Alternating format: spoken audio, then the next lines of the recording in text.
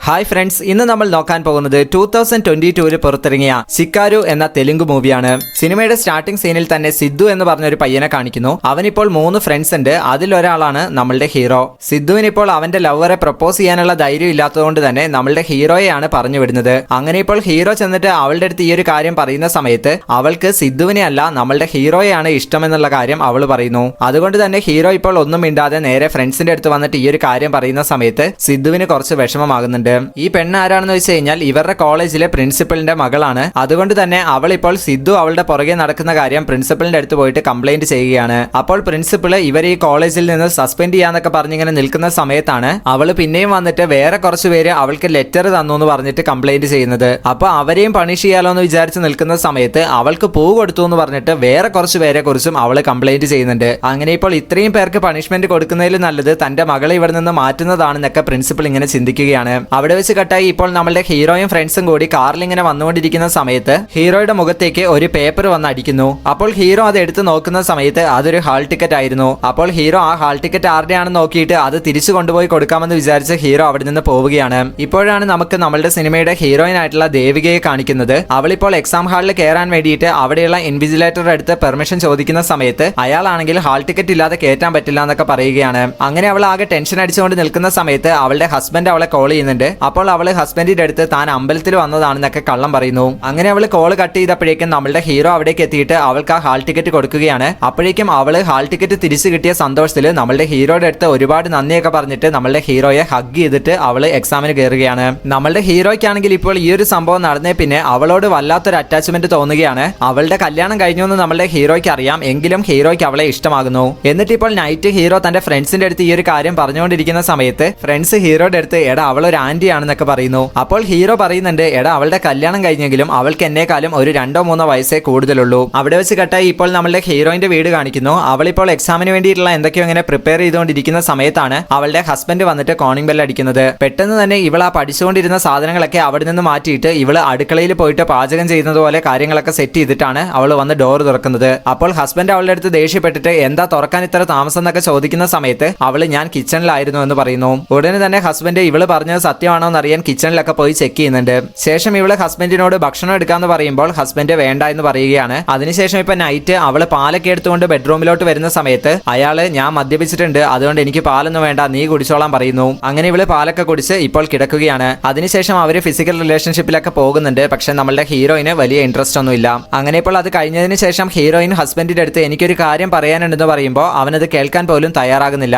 So ഇയാളുടെ ഈ പെരുമാറ്റത്തിൽ നിന്ന് തന്നെ ആളൊരു ഭയങ്കര റഫ് ആയിട്ടുള്ള ഒരാളാണെന്ന് നമുക്ക് മനസ്സിലാകും. ഇപ്പോൾ രാവിലെ അവൾ എഴുന്നേറ്റ് കുളിച്ച് ഫോണൊക്കെ എടുത്ത് നോക്കുന്ന സമയത്ത് നമ്മളുടെ ഹീറോ ഒരു വിധത്തില് അവളുടെ FB ID ഒക്കെ കണ്ടുപിടിച്ച് അവൾക്ക് മെസ്സേജ് അയച്ചിട്ടുണ്ടായിരുന്നു. അങ്ങനെ ഇപ്പോൾ അവളും അവന്റെ മെസ്സേജുകൾക്ക് റിപ്ലൈ ചെയ്യുന്നു. അതിനൊക്കെ ശേഷം ഇപ്പോൾ അവളുടെ ഹസ്ബൻഡ് ജോലിക്ക് പോകാൻ സമയമാകുമ്പോൾ അയാൾ ജോലിക്ക് പോവുകയാണ്. ഹീറോയിൻ അപ്പോൾ പഠിക്കാമല്ലോ എന്ന് വിചാരിച്ച് ബുക്കൊക്കെ എടുത്ത് പഠിക്കാൻ വേണ്ടി തുടങ്ങുന്ന സമയത്താണ് ഹീറോ പിന്നെയും മെസ്സേജ് അയക്കുന്നത്. അങ്ങനെ നമ്മളുടെ ഹീറോയും ഹീറോയിനും നല്ല രീതിയിൽ അങ്ങോട്ടും ഇങ്ങോട്ടൊക്കെ മെസ്സേജ് അയച്ച് നല്ല ഫ്രണ്ട്സ് ആവുകയാണ്. അങ്ങനെ ദിവസങ്ങൾ മുന്നോട്ട് പോകുന്തോറും ഇവര് ഭയങ്കര ക്ലോസ് ആവുന്നു. വന്ന് ഇവര് വീഡിയോ കോളിൽ വരെ സംസാരിക്കാൻ വേണ്ടി തുടങ്ങി. അങ്ങനെ പതിയെ ഇവര് ചാറ്റ് ചെയ്യുന്നതിന്റെയൊക്കെ ടോപ്പിക്കുകളൊക്കെ മാറാൻ വേണ്ടി തുടങ്ങി. കുറച്ചും കൂടി ഡീപ്പ് ആയിട്ടുള്ള ഇന്റിമേറ്റ് ആയിട്ടുള്ള ചാറ്റുകളിലോട്ടൊക്കെ പോകാൻ വേണ്ടി തുടങ്ങി. അങ്ങനെ ഇപ്പോൾ നമ്മളുടെ ഹീറോയിൻ ഒരു ദിവസം വീട്ടിലിരിക്കുന്ന സമയത്ത് ഹസ്ബൻഡ് വിളിച്ചിട്ട് ഇന്ന് രാത്രി ഞാൻ വരാനുള്ള ചാൻസ് ഇല്ല, അതുകൊണ്ട് നീ നേരത്തെ കടന്നോളൂ, ഞാൻ രാവിലെ വരുവുള്ളൂ എന്ന് പറയുന്നു. ഇവളുടെ ഹസ്ബൻഡ് ആണെങ്കിൽ ഒരു SI ആണ്, അതുകൊണ്ട് തന്നെ ആൾക്ക് അതിൻ്റെതായിട്ടുള്ള തിരക്കും കാര്യങ്ങളൊക്കെ ഉണ്ട്. അങ്ങനെ ഇവളപ്പോൾ ഓക്കെ എന്ന് പറഞ്ഞിട്ട് ഇവള് വിചാരിക്കുകയാണ് നമ്മളുടെ ഹീറോയെ വിളിച്ചു വരുത്തിയാലോ എന്ന്. അതുകൊണ്ട് തന്നെ അവള് ഹീറോയെ വിളിച്ചിട്ട് ഇങ്ങോട്ട് വരാൻ പറ്റുമോ എന്ന് ചോദിക്കുകയാണ്. അങ്ങനെ ഇപ്പോൾ അവള് പറഞ്ഞ പ്രകാരം നമ്മളുടെ ഹീറോ അങ്ങോട്ട് എത്തുന്നു.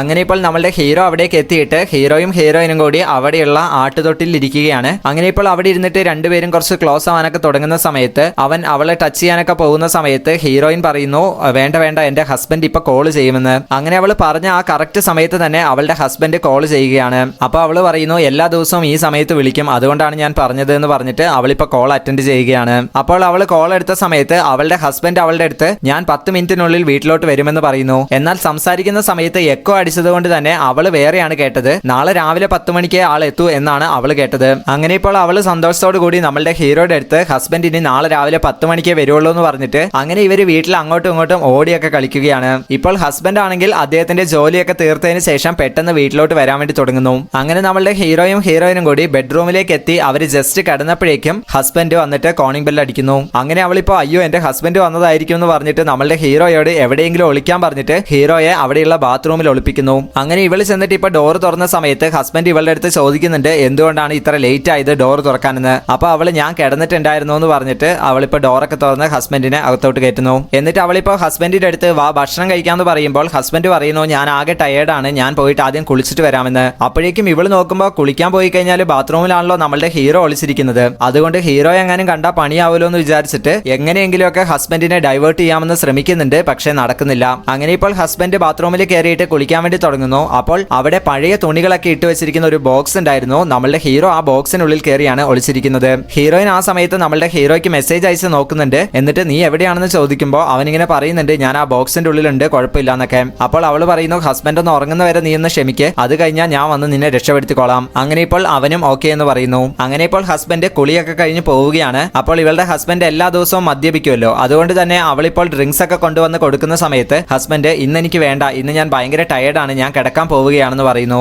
അങ്ങനെ ഇപ്പോൾ പെട്ടെന്ന് തന്നെ ലൈറ്റ് ഓഫ് ചെയ്യുന്നൊക്കെ പറഞ്ഞിട്ട് ഇവർ രണ്ടുപേരും കിടക്കുകയാണ്. കിടന്നിട്ട് കുറച്ച് സമയത്തിനുള്ളിൽ തന്നെ അവളുടെ ഹസ്ബൻഡ് ഉറങ്ങിപ്പോകുന്നു. അങ്ങനെ ഹസ്ബൻഡ് ഉറങ്ങി കഴിഞ്ഞപ്പോൾ എന്നാ ശരി എഴുന്നേറ്റ് പോയിട്ട് ഹീറോയെ രക്ഷിക്കാന്നൊക്കെ വിചാരിച്ച് അവൾ എഴുന്നേക്കാൻ വേണ്ടി തുടങ്ങുന്ന സമയത്ത് ഹസ്ബൻഡ് ഉറക്കത്തിലെ കൈ എടുത്തിട്ട് അവളുടെ മേത്തേക്ക് വെക്കുന്നു. അപ്പത്തേക്കും പിന്നെ നമ്മളുടെ ഹീറോയിന് അവിടെ നിന്ന് അനങ്ങാനേ പറ്റുന്നില്ല. അങ്ങനെ ഇപ്പോൾ അവൾ ഫോൺ എടുത്തിട്ട് പെട്ടെന്ന് തന്നെ നമ്മളുടെ ഹീറോയ്ക്ക് മെസ്സേജ് അയക്കുകയാണ് എനിക്ക് വരാൻ കഴിയില്ലെന്ന് പറഞ്ഞിട്ട്. ഇപ്പോൾ ഹീറോയുടെ ഹോസ്റ്റലിലുള്ള ഫ്രണ്ട്സിനെ കാണിക്കുന്നു. ഹീറോയുടെ ഫ്രണ്ട്സ് ഒക്കെ ഇപ്പോൾ അവിടെ സിനിമയൊക്കെ കണ്ടുകൊണ്ട് ഹോസ്റ്റലിൽ ഇങ്ങനെ ഇരിക്കുകയാണ്. അപ്പോഴാണ് ഹീറോയുടെ അടുത്ത് നിന്ന് കോൾ വരുന്നത്. ഹീറോ എന്നിട്ട് അവരുടെ അടുത്ത് ഈ നടന്ന സംഭവങ്ങളൊക്കെ എക്സ്പ്ലെയിൻ ചെയ്യുന്ന സമയത്ത് അവര് ഭയങ്കരമായിട്ട് ചിരിക്കുകയാണ്. അപ്പോൾ ഹീറോ എന്നെ എങ്ങനെയെങ്കിലും രക്ഷിക്കടാ, നിങ്ങൾ കിടന്ന് ചിരിക്കാതെ എന്നൊക്കെ പറയുമ്പോൾ ആ രണ്ട് ഫ്രണ്ട്സും ഓക്കെ ശരി ഞങ്ങൾ വരാമെന്ന് പറയുന്നു. ഇപ്പോൾ ഇവര് വരാമെന്ന് പറയുന്നത് കേട്ടിട്ട് അവിടെ ഉണ്ടായിരുന്ന മൂന്നാമത്തെ ഒരു ഫ്രണ്ട് എടാ നിങ്ങൾ എങ്ങോട്ടാ പോകുന്നത്, ഞാനും ഉണ്ടെന്ന് പറഞ്ഞിട്ട് ഇവരുടെ കൂടെ വരികയാണ്. ആ ഫ്രണ്ട് വിചാരിച്ചുകൊണ്ടിരിക്കുന്ന ഇവന്മാരെന്തോ പാർട്ടിക്ക് പോവുകയാണെന്നാണ്. അതുകൊണ്ട് തന്നെ അവൻ നല്ല ചില്ലായിട്ട് പാർട്ടിയൊക്കെ എൻജോയ് ചെയ്യാലോ എന്നുള്ള മൈൻഡിലാണ് ഇവരുടെ കൂടെ വരുന്നത്. അവിടെ വെച്ച് കട്ടായി ഇപ്പോൾ നമ്മളുടെ ഹീറോയിന്റെ ഗ്രാമത്തെ കാണിക്കുന്നു. അവളുടെ നാട്ടിൽ ഇപ്പോൾ മുഴുവൻ മോഷണമാണെന്ന് പറഞ്ഞിട്ട് എല്ലാവരും ഗ്രാമത്തലവന്റെ അടുത്ത് കംപ്ലൈന്റ് ഒക്കെ പറഞ്ഞ് നിൽക്കുന്ന ഒരു സമയമാണ്.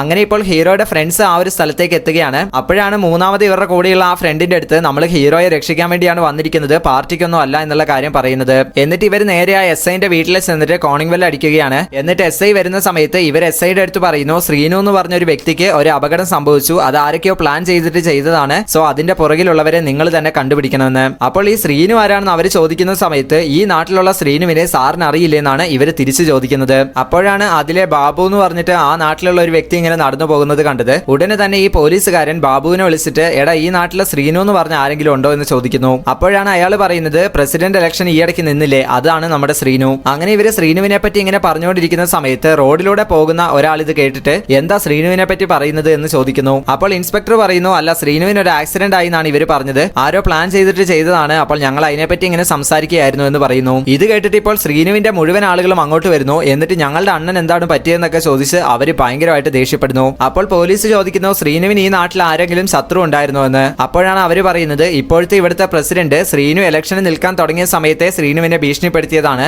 എന്നാൽ ആ ഭീഷണിക്ക് ഒന്നും വഴങ്ങാതെ ശ്രീനു ഇലക്ഷന് നിന്നതുകൊണ്ട് അവർക്ക് ശ്രീനുവിന്റെ അടുത്ത് ഒരു ശത്രുത ഉണ്ടായിരിക്കും, ചിലപ്പോൾ അതിന്റെ ഭാഗമായിട്ടായിരിക്കും ഇവരിങ്ങനെ ചെയ്തിട്ടുണ്ടാവുക. അപ്പോൾ ഇതൊക്കെ കേട്ടിട്ട് പോലീസുകാരൻ പറയുന്നു നിങ്ങൾ എടുത്തു ചാടിയൊന്നും ചെയ്യാൻ വേണ്ടി നിൽക്കണ്ട, എന്തായാലും ഞാൻ പോയിട്ട് ഡ്രസ്സ് മാറ്റിയിട്ട് വരാം, എന്നിട്ട് നമുക്ക് അന്വേഷിക്കാം. അങ്ങനെ ഇയാൾ പറയുന്നത് കേട്ടിട്ട് നമ്മളുടെ ഹീറോയിൻ ആകെ സന്തോഷിക്കുന്നു. കാരണം അവളുടെ ഹസ്ബൻഡ് ഇവിടെ നിന്ന് പോയി കഴിഞ്ഞാൽ നമ്മളുടെ ഹീറോയെ ഈസി ആയിട്ട് രക്ഷപ്പെടുത്താലോ. അങ്ങനെ ഇപ്പോൾ പോലീസുകാരൻ പോയിട്ട് ഡ്രസ്സൊക്കെ മാറ്റിയിട്ട് വീട്ടിൽ നിന്ന് ഇറങ്ങാൻ തുടങ്ങുന്ന സമയത്താണ് അയാൾ ഒരു കാര്യം ആലോചിക്കുന്നത്. എന്താണെന്ന് വെച്ച് കഴിഞ്ഞാൽ ഇപ്പോൾ ശ്രീനുവിന് ഇങ്ങനെ അപകടം പറ്റിയെന്ന് അറിഞ്ഞിട്ട് ഇനിയിപ്പോൾ ശ്രീനുവിന്റെ ആളുകൾ ആ പ്രസിഡന്റിന്റെ വീട്ടുകാരനെ എന്തെങ്കിലും ചെയ്താലോ, അതുകൊണ്ട് അവർക്ക് ആദ്യം പ്രൊട്ടക്ഷൻ കൊടുക്കണമെന്ന് പറഞ്ഞിട്ട് ഇപ്പോൾ പ്രസിഡന്റിന്റെ വീട്ടിലുള്ള ആളുകളെല്ലാം നേരെ ഇവിടെ ഇയാളുടെ വീട്ടിലോട്ട് കൊണ്ടുവന്ന് നിർത്തുകയാണ്. പ്രസിഡന്റ് പുറത്തെവിടെയോ പോയതുകൊണ്ട് അയാൾ വരുന്നില്ല, ബാക്കി അയാളുടെ ഫാമിലിയിലുള്ളവരെല്ലാവരും വരുന്നുണ്ട്. അങ്ങനെ ഇപ്പോൾ ഇവരെ നമ്മളുടെ ഹീറോയിന്റെ ഹസ്ബൻഡ് ഇയാളുടെ വീട്ടിൽ താമസിപ്പിക്കുകയാണ്. ഇപ്പോൾ നമ്മളുടെ ഹീറോയുടെ ഫ്രണ്ട്സ് ഉണ്ടല്ലോ, ആ ഫ്രണ്ട്സിന്റെ അടുത്ത് ഈ പോലീസുകാരൻ പറയുന്നു നിങ്ങളിൽ ആരെങ്കിലും ഒരാൾ എന്റെ കൂടെ വാ, ബാക്കി രണ്ടുപേരും പ്രൊട്ടക്ഷന് വേണ്ടി ഇവിടെ തന്നെ നിന്നോളൂ. അപ്പോൾ ഈ രണ്ട് ഫ്രണ്ട്സ് കൂടിയിട്ട് പാർട്ടിക്കൊക്കെ ആണെന്ന് പറഞ്ഞിട്ട് ഒരുത്തൻ കൂടെ വന്നിട്ടുണ്ടായിരുന്നില്ലേ, അവനെ പറഞ്ഞു വിടുകയാണ്. ഇപ്പോൾ ഹീറോയിൻ ആണെങ്കിൽ വീട്ടിൽ വന്നിട്ടുള്ള എല്ലാവർക്കും ചായയൊക്കെ വെച്ച് കൊടുക്കുന്നതിന്റെ തിരക്കിലാണ്. അപ്പോൾ അവൾ അവനെ വിളിച്ചിട്ട് നിന്റെ ഫ്രണ്ട്സ് കാരണം ഇപ്പൊ പണി അതിനേക്കാൾ കൂടി, ഇപ്പൊ ഇതാ വീട് നിറച്ചു ആളുകളാണ്, എന്തായാലും വെയിറ്റ് ചെയ്യേ, കുറച്ച് കഴിയുമ്പോൾ നമുക്ക് ഇറങ്ങാമെന്നൊക്കെ പറയുന്നു.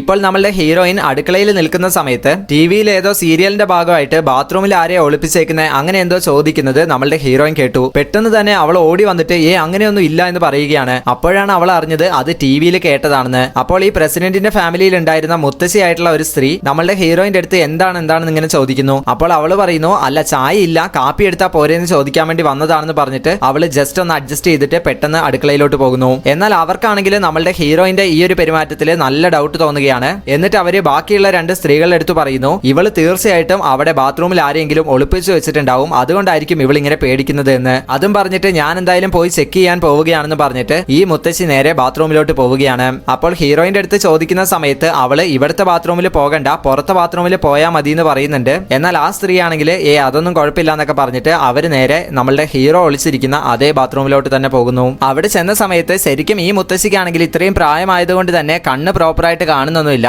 എന്നിട്ട് അവരവിടെ ചെന്നിട്ട് ആ ബോക്സ് ഒക്കെ ഓപ്പൺ ചെയ്യാൻ വേണ്ടി ശ്രമിക്കുന്നുണ്ടെങ്കിലും അത് ഓപ്പൺ ചെയ്യാൻ പറ്റുന്നില്ല. പിന്നെ ആ ബോക്സിന്റെ ഉള്ളിൽ എന്താണ് ഉള്ളതെന്ന് അറിയാൻ വേണ്ടിയിട്ട് ഇവരിങ്ങനെ നോക്കുന്നുണ്ട്. പക്ഷെ ഇവർക്ക് കണ്ണ് പ്രോപ്പറായിട്ട് കാണാത്തതുകൊണ്ട് തന്നെ അതിനുള്ളിൽ നമ്മളുടെ ഹീറോ ഉള്ള കാര്യം അവർക്ക് കണ്ടെത്താൻ സാധിക്കുന്നില്ല. എങ്കിലും അതിനുള്ളിൽ ആരെങ്കിലും ഉണ്ടോ എന്നുള്ള ഒരു ഡൗട്ട് അവർക്കുണ്ട്. അതുകൊണ്ട് തന്നെ ആ ലേഡി അവിടെ നിന്ന് പുറത്തു വന്നിട്ട് അവരുടെ കൂടെയുള്ള രണ്ട് സ്ത്രീകളുണ്ടല്ലോ അവരുടെ അടുത്ത് പറയുന്നുണ്ട്, എനിക്ക് അതിനകത്ത് ആരെങ്കിലും ഉണ്ടോ എന്നൊരു ഡൗട്ട് ഉണ്ടെന്ന്, അതായത് ആ ബോക്സിനുള്ളിൽ ആരെങ്കിലും ഉണ്ടോ എന്ന് ഡൗട്ട് ഉണ്ടെന്ന്. എന്നിട്ട് ഇപ്പോൾ ഈ സ്ത്രീ അതിനു വേണ്ടിയിട്ട് ഒരു ഐഡിയ ചെയ്യുകയാണ്. അവിടെയുള്ള കുട്ടികളോട് എല്ലാവരോടും നിങ്ങളിങ്ങനെ വെറുതെ ഓടി കളിക്കാതെ പോയിട്ട് ഒളിച്ച് കളിക്കാൻ വേണ്ടി പറയുന്നു. അങ്ങനെ ഇപ്പോൾ ബാക്കി കുട്ടികളൊക്കെ ഒളിക്കുന്ന സമയത്ത് മുത്തശ്ശി ഒരു സെക്കൻഡ് എടുത്ത് നീ പോയിട്ട് അവരെവിടെയുണ്ടെന്ന് കണ്ടുപിടിക്കുക, ചിലപ്പോൾ ബാത്റൂമിൽ ഉണ്ടാവും, അവിടെയൊക്കെ ചെന്ന് നോക്കാൻ വേണ്ടി പറയുന്നു. ഈ സമയത്ത് ഹീറോയുടെ ഫ്രണ്ട്സ് പുറത്ത് നിന്നിട്ട് കറണ്ട് കട്ട് ചെയ്ത് വിട്ട് കഴിഞ്ഞാൽ ആ കറണ്ട് പോകുന്ന ഗ്യാപ്പിൽ നമ്മളുടെ ഹീറോയെ രക്ഷപ്പെടുത്താലോ എന്ന് ഇങ്ങനെ വിചാരിക്കുന്നു. അങ്ങനെ അവർ ചിന്തിച്ചുകൊണ്ട് നിൽക്കുന്ന ആ സമയത്ത് തന്നെ കറണ്ട് പോവുകയാണ്. അപ്പോൾ ഇവര് നമ്മൾ ചിന്തിച്ചപ്പോൾ തന്നെ ആരോ കറണ്ട് കട്ട് ചെയ്തല്ലോ എന്നൊക്കെ ഇങ്ങനെ പറയുകയാണ്. അപ്പോഴാണ് നമുക്ക് ആരാണ് ഇപ്പൊ കറണ്ട് കട്ട് ചെയ്തത് എന്ന് കാണിക്കുന്നത്. ആരാണെന്ന് വെച്ച് കഴിഞ്ഞാൽ ആ നാട്ടിൽ ഇപ്പോൾ ഉള്ള 3 കള്ളന്മാർ കൂടിയിട്ടാണ് ഇപ്പൊ കറണ്ട് കട്ട് ചെയ്തത്. ഇപ്പോൾ നമ്മളുടെ ഹീറോയിൻ ആണെങ്കിൽ കറണ്ട് പോയ ഗ്യാപ്പിൽ നമ്മളുടെ ഹീറോയെ എങ്ങനെയെങ്കിലും പുറത്തേക്ക് കൊണ്ടുപോകാന്ന് വിചാരിച്ച് കൂട്ടിക്കൊണ്ട് വരികയാണ്. കറക്റ്റ് സമയത്ത് ആരോ കറണ്ട് റെഡിയാക്കുന്നു. കറണ്ട് വന്നപ്പോഴേക്കും നമ്മളുടെ ഹീറോയിനും ആകെ ഷോക്കായിട്ട് ഇങ്ങനെ നിൽക്കുകയാണ്. കറക്റ്റ് ഇവരെ അപ്പോൾ ആ മുത്തശ്ശി കാണുകയാണ്. പക്ഷെ മുത്തശ്ശിക്കാണെങ്കിൽ പ്രോപ്പർ ആയിട്ട് കണ്ണ് കാണാത്തതുകൊണ്ട് ഒരു ബ്ലറായിട്ടാണ് കാണുന്നത്. അങ്ങനെ പെട്ടെന്ന് തന്നെ നമ്മളുടെ ഹീറോയെ അവിടെ ഒളിപ്പിക്കുകയാണ്. അതുകൊണ്ട് തന്നെ മുത്തശ്ശി ബാക്കിയുള്ളവരെ വിളിച്ച് കാണിക്കുമ്പോഴേക്കും നമ്മളുടെ ഹീറോയിൻ അവനെ ഒളിപ്പിച്ചിട്ടുണ്ടായിരുന്നു. ഇപ്പോൾ ഇതിനിടയിൽ പോലീസുകാരനും പിന്നെ നാട്ടുകാരിലെ കുറച്ചു പേരും പിന്നെ ഹീറോയുടെ ആ ഫ്രണ്ടും കൂടിയിട്ട് ഹോസ്പിറ്റലിലേക്ക് പോയിട്ടുണ്ടായിരുന്നു. എന്നിട്ട് അവിടെ ഹോസ്പിറ്റലിൽ ഇവിടെ ശ്രീനു എന്ന് പറഞ്ഞ ഒരാളെ അഡ്മിറ്റ് ചെയ്തിട്ടുണ്ടോ എന്ന് ചോദിക്കുന്നു. അപ്പോൾ പേരൊന്നും അറിയില്ല, ഒരു അൺനോൺ ആയിട്ടുള്ള ഒരു വ്യക്തിയെ നമ്മൾ ഇവിടെ അഡ്മിറ്റ് ചെയ്തിട്ടുണ്ടെന്ന് പറയുന്നു. അങ്ങനെ ഇവര് ചെന്ന് നോക്കിയിട്ട് മുഖം കണ്ടിട്ടെങ്കിലും മനസ്സിലാക്കാനോ എന്ന് വിചാരിച്ച് ചെന്ന് നോക്കുന്ന സമയത്ത് അയാളുടെ മുഖം അടക്കം മൊത്തം കവർ ചെയ്തിട്ടാണുള്ളത്. അങ്ങനെ ഇപ്പോൾ അടയാളം ഒന്നും മനസ്സിലാവാത്തത് കൊണ്ട് തന്നെ അയാളെ ഇപ്പോൾ ആംബുലൻസിൽ പോലീസ് അങ്ങോട്ട് കൂട്ടിക്കൊണ്ടുവരുന്നു. അങ്ങനെ ഇപ്പോൾ അവിടേക്ക് കൊണ്ടുവന്നിട്ട് ശ്രീനുവിന്റെ അമ്മേന്റെ അടുത്ത് ഇത് നിങ്ങളുടെ മകനാണോ എന്ന് നോക്കാൻ പറയുന്ന സമയത്ത് മുഖമൊക്കെ ഇങ്ങനെ കവർ ചെയ്തതുകൊണ്ട് പ്രോപ്പറായിട്ട് മനസ്സിലാവുന്നൊന്നുമില്ല, എങ്കിലും അവര് ഇത് എന്റെ മകൻ തന്നെയാണെന്ന് പറയുന്നു. അങ്ങനെ ഇപ്പോൾ ഈ ശ്രീനുവിന്റെ ആളുകളും മറ്റേ പ്രസിഡന്റിന്റെ ആളുകളും തമ്മിൽ അവിടെ വെച്ച് അടി ഉണ്ടാവാൻ വേണ്ടി തുടങ്ങുകയാണ്. കറക്റ്റ് സമയത്ത് അവിടേക്ക് ശ്രീനു വരുന്നു. എന്നിട്ട് ശ്രീനു വന്നിട്ട് ആരാടാ എന്റെ പേരിൽ ഇത്രയും പ്രശ്നങ്ങൾ ഇവിടെ ഉണ്ടാക്കിയെന്നൊക്കെ ചോദിച്ച് ശ്രീനു എല്ലാവരുടെ അടുത്തും ഭയങ്കരമായിട്ട് ദേഷ്യപ്പെടുന്നു. അങ്ങനെ നമ്മളുടെ ഹീറോയുടെ ഫ്രണ്ട്സ് കള്ളം പറഞ്ഞതാണെന്നുള്ള കാര്യം ഇവർക്ക് മനസ്സിലായി. അങ്ങനെ ഇപ്പോൾ നാട്ടുകാർ മുഴുവൻ നമ്മളുടെ ഹീറോയുടെ ഫ്രണ്ട്സിന്റെ അടുത്ത് നിങ്ങൾ എന്തിനാണ് കള്ളം പറഞ്ഞത്, മോഷ്ടിക്കാൻ വേണ്ടിയിട്ടാണോ എന്ന് ചോദിക്കുന്നു. ഇത് കേട്ടിട്ട് ഫ്രണ്ട്സിന് ഇപ്പോൾ വേറെ വഴിയില്ലാതെ അതെ മോഷ്ടിക്കാൻ വേണ്ടി തന്നെ ആയിരുന്നു എന്ന് പറയുകയാണ്. അങ്ങനെ ഇപ്പോൾ പ്രസിഡന്റിന്റെ ഫാമിലിക്ക് വേറെ പ്രശ്നമൊന്നും ഇല്ലെന്ന് അറിഞ്ഞിട്ട് ഇപ്പോൾ പോലീസുകാരൻ പ്രസിഡന്റിന്റെ ഫാമിലിയിലുള്ളവരെയൊക്കെ പറഞ്ഞു വിടുകയാണ്. അതിനുശേഷം നമ്മളുടെ ഹീറോയുടെ ഫ്രണ്ട്സിനെയൊക്കെ മോഷ്ടിക്കാൻ വന്നതുകൊണ്ട് തന്നെ അവിടെയുള്ള പോലീസ് സ്റ്റേഷനിൽ ഏൽപ്പിക്കുന്നു. അപ്പോൾ ഈ പോലീസ് സ്റ്റേഷനിലുള്ള SI വന്നിട്ട് ഇവരുടെ അടുത്ത് ദേഷ്യപ്പെടുമ്പോഴാണ് ഇവര് SIന്റെ അടുത്ത് പറയുന്നത് ഞങ്ങൾ ശരിക്കും മോഷ്ടിക്കാനൊന്നും വന്നതല്ല, ഞങ്ങൾ പേടി കാരണമാണ് യഥാർത്ഥ കാര്യം പറയാതിരുന്നത്. അപ്പോൾ പിന്നെ എന്തിനാണ് വന്നതെന്ന് ചോദിക്കുമ്പോൾ അതിലൊരുത്തം പറയുന്നു എനിക്ക് ഈ നാട്ടിലെ ഒരു പെണ്ണിനെ ഭയങ്കര ഇഷ്ടമാണ്, അവളെ ഒന്ന് കണ്ട് സംസാരിക്കാൻ വേണ്ടി വന്നതാണ്. അപ്പോൾ ആ ഇൻസ്പെക്ടർ പറയുന്നു ഓക്കെ ശരി, ഈ ഒരു പ്രായത്തിൽ ഇതൊക്കെ സാധാരണമാണ്, പക്ഷെ ഇങ്ങനെ രാത്രി സമയത്തൊന്നും വരരുത്, അതൊക്കെ ഭയങ്കര പ്രശ്നമാവും, എന്തായാലും നിങ്ങൾ ഇപ്പോൾ ഈ നാട്ടിൽ നിന്ന് പോയിക്കോളാൻ പറഞ്ഞിട്ട് അവരെ പറഞ്ഞു വിടുകയാണ്.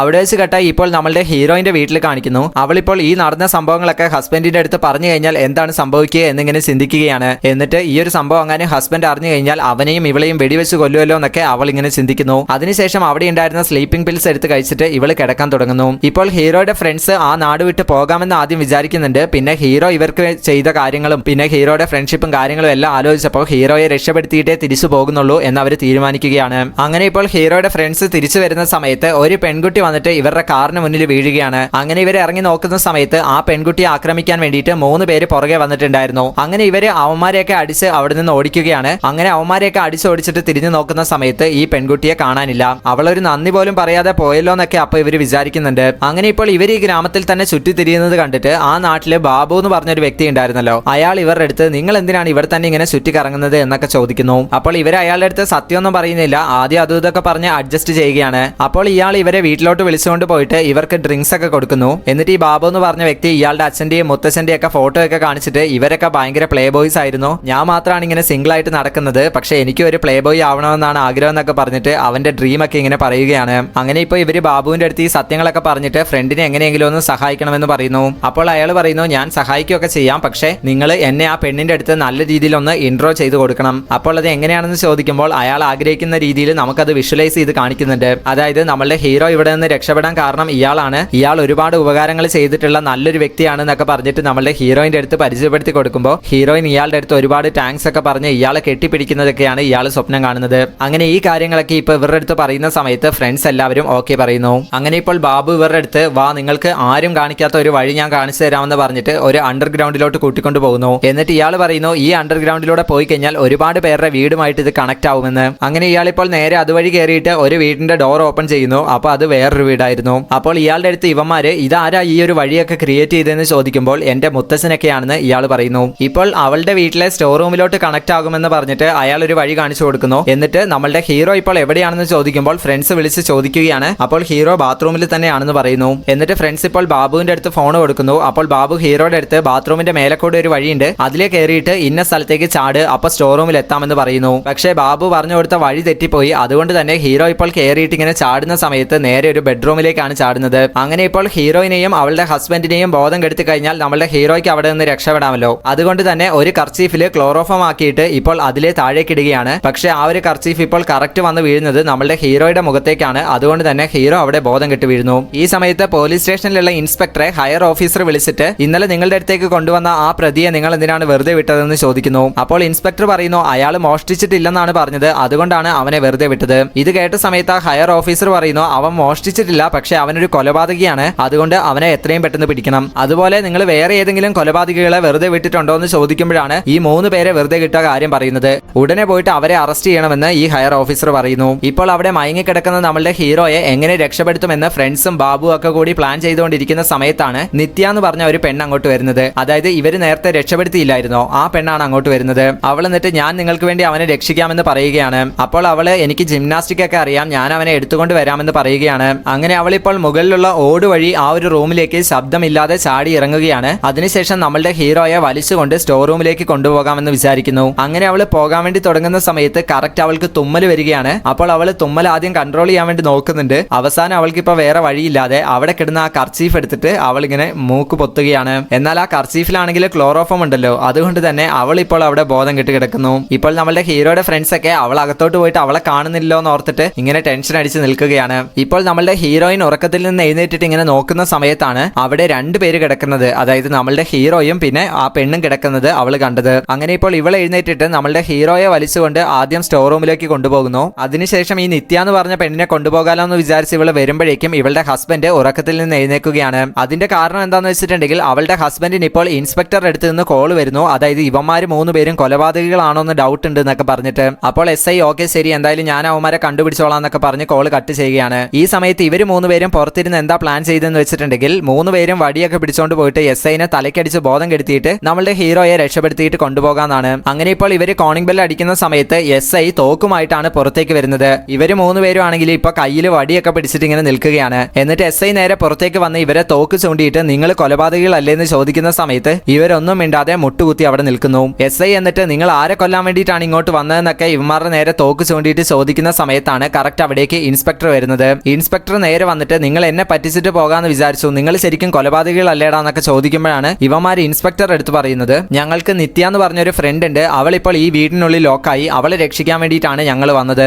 ഉടനെ തന്നെ ഇൻസ്പെക്ടർ പോലീസുകാരുടെ അടുത്ത് വീട് മുഴുവൻ ചെക്ക് ചെയ്യാൻ വേണ്ടി പറയുന്നു. അങ്ങനെ ഇപ്പോൾ ഒരു കോൺസ്റ്റബിൾ സ്റ്റോർ റൂം ഓപ്പൺ ചെയ്യാൻ വേണ്ടി വരുന്നുണ്ട്. പക്ഷേ അതിനു മുന്നേ തന്നെ മറ്റൊരു പോലീസുകാരൻ നിത്യയെ കണ്ടെത്തുന്നു. അങ്ങനെ ഇപ്പോൾ നിത്യയെ പുറത്തോട്ട് കൊണ്ടുവന്നിട്ട് അവളെ മയക്കത്തിൽ നിന്നൊക്കെ ഉണർത്തി ഇവര് ചോദിക്കാൻ വേണ്ടി തുടങ്ങുകയാണ്. ആ ഒരു സമയത്താണ് നിത്യയുടെ അച്ഛൻ അങ്ങോട്ട് വരുന്നത്. അച്ഛൻ എന്നിട്ട് അവളുടെ അടുത്തേക്ക് വന്നിട്ട് നീ ഇവിടെ എന്ത് ചെയ്തുകൊണ്ടിരിക്കുകയാണ്, നിന്റെ ഹസ്ബൻഡ് എവിടെയെന്ന് ചോദിക്കുമ്പോൾ അവള് അച്ഛന്റെ അടുത്ത് ഭയങ്കരമായിട്ട് ദേഷ്യപ്പെടുന്നു. അവള് പറയുന്നു അയാൾ എന്റെ ഹസ്ബൻഡ് ഒന്നുമല്ല, അയാൾ എന്നെ ദിവസവും ടോർച്ചർ ചെയ്തുകൊണ്ടിരിക്കുകയാണ്, എനിക്ക് യാതൊരു സ്വസ്ഥതയും തരുന്നില്ല. അങ്ങനെയൊക്കെ പറഞ്ഞിട്ട് അവളെ അയാൾ ഏതൊക്കെ രീതിയിലാണ് ക്രൂരമായിട്ട് മർദ്ദിക്കുന്നത്, പീഡിപ്പിക്കുന്നത് എന്നുള്ള കാര്യങ്ങൾ അവൾ ഇപ്പോൾ അവിടെ വെച്ച് പറയുകയാണ്. ശരിക്കും നമ്മളുടെ ഹീറോയിൻ അവളുടെ ഹസ്ബൻഡ് മൂലം എന്തൊക്കെ കാര്യങ്ങൾ അനുഭവിക്കുന്നുണ്ടോ അതേ കാര്യങ്ങളൊക്കെ തന്നെയാണ് ഇവളും ഇപ്പോൾ പറയുന്നത്. എനിക്കിനി അയാളുടെ അടുത്ത് ജീവിക്കാൻ പറ്റില്ല, അതുകൊണ്ടാണ് ഞാൻ അവിടെ നിന്ന് ഓടി ഇങ്ങോട്ട് വന്നത്, എന്നെ രക്ഷിച്ചത് ഇവർ 3 പേരും ആണെന്നൊക്കെ പറഞ്ഞ് ഇവരെയൊക്കെ ചൂണ്ടിക്കാണിക്കുന്നു. ഇപ്പോൾ തന്റെ ഹസ്ബൻഡിന്റെ ക്രൂരതകളെ പറ്റി പറയുന്നത് നമ്മളുടെ ഹീറോയിൻ കേൾക്കുന്നുണ്ടായിരുന്നു. അതുപോലെ തന്നെ ഹീറോയിന്റെ ഹസ്ബൻഡും കേൾക്കുന്നുണ്ടായിരുന്നു. അപ്പോൾ അയാൾക്കും താനും തന്റെ ഭാര്യയെ ഈ രീതിയിലാണല്ലോ ടോർച്ചർ ചെയ്യുന്നത് എന്നുള്ള ഒരു റിയലൈസേഷൻ ഒക്കെ വരികയാണ്.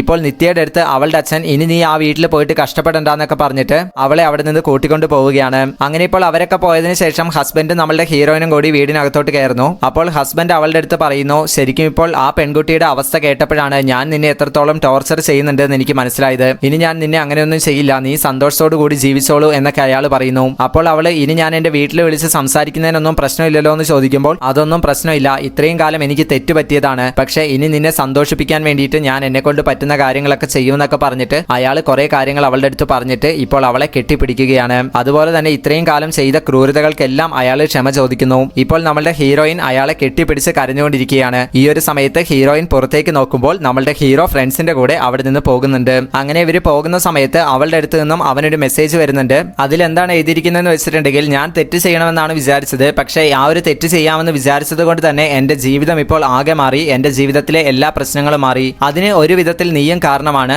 സോ ഇനി മുതൽ നമ്മൾ തമ്മിൽ കോൺടാക്ട് ഒന്നും വേണ്ട, നമുക്ക് ഇവിടെ വെച്ച് നമ്മളുടെ കോൺടാക്ട് കട്ട് ചെയ്യാം, ഇത് ഞാൻ നിനക്ക് അയക്കുന്ന അവസാനത്തെ മെസ്സേജ് ആണ് എന്ന് പറഞ്ഞിട്ടായിരുന്നു ആ ഒരു മെസ്സേജ് ഉണ്ടായിരുന്നത്. അവിടെ വെച്ച് കട്ടായി ഇപ്പോൾ ഇവരുടെ കോളേജിലെ ക്യാമ്പസ് ഇന്റർവ്യൂ ഒക്കെ കഴിഞ്ഞ് സിദ്ധു ഇങ്ങനെ നടന്നു വരുന്ന സമയത്ത് സിദ്ധു പണ്ട് പ്രപ്പോസ് ചെയ്ത ആ ഒരു പെണ്ണുണ്ടല്ലോ, അവൾ ഇപ്പോൾ സിദ്ധുവിന്റെ അടുത്ത് വന്നിട്ട് പറയുന്നു, നിന്നെ ഞാൻ പണ്ട് ഇഷ്ടമല്ല എന്നൊക്കെ പറഞ്ഞിരുന്നല്ലോ, പക്ഷെ അതിനുശേഷമാണ് എനിക്ക് പയ്യെ പയ്യെ നിന്നെ ഇഷ്ടമാവാൻ വേണ്ടി തുടങ്ങിയത്. എന്നിട്ട് അവള് അവളുടെ ഡ്രീം ലൈഫിനെ പറ്റിയൊക്കെ അവന്റെ അടുത്ത് ഇങ്ങനെ പറയുകയാണ്. അതായത് ഇത്രയധികം പൈസ സമ്പാദിക്കണം, വലിയൊരു സെറ്റിൽ ആയിട്ടുള്ള ലൈഫ് വേണം, അങ്ങനെയൊക്കെ പറഞ്ഞ് അവൾ അവളുടെ ഡ്രീം ലൈഫ് വലിയ കാര്യത്തിൽ ഇവന്റെ അടുത്ത് പറയാൻ വേണ്ടി തുടങ്ങുന്നു. അപ്പോൾ സിദ്ധു അവളുടെ അടുത്ത് ഓക്കെ ശരി, അങ്ങനെയാണെങ്കിൽ അങ്ങനത്തെ ഒരു പാർട്ട്ണർ വരുന്നത് വരെ നീ വെയിറ്റ് ചെയ്തോളൂ എന്ന് പറഞ്ഞിട്ട് സിദ്ധു അവിടെ നിന്ന് പോവുകയാണ്. ഇതോടുകൂടി ഈ ഒരു സിനിമ അവസാനിക്കുകയാണ്. ഓക്കെ ഫ്രണ്ട്സ്, അപ്പോൾ ഈ ഒരു സിനിമ നിങ്ങൾക്ക് ഇഷ്ടപ്പെട്ടിട്ടുണ്ടെന്ന് വിശ്വസിക്കുന്നു. ഇഷ്ടപ്പെട്ടിട്ടുണ്ടെങ്കിൽ ലൈക്ക് ചെയ്യാനും നിങ്ങളുടെ അഭിപ്രായങ്ങൾ കമന്റ് ചെയ്യാനും ഈ ഒരു വീഡിയോ മാക്സിമം ഫ്രണ്ട്സിലോട്ട് ഷെയർ ചെയ്ത് കൊടുക്കാനും മറക്കരുത്. ഇത്തരത്തിലുള്ള മൂവീസ് വീണ്ടും ലഭിക്കാനായിട്ട് നമ്മുടെ ചാനൽ ഇപ്പോൾ തന്നെ സബ്സ്ക്രൈബ് ചെയ്ത് തൊട്ടടുത്തുള്ള ബെൽ ഐക്കൺ കൂടി എനേബിൾ ചെയ്യുക.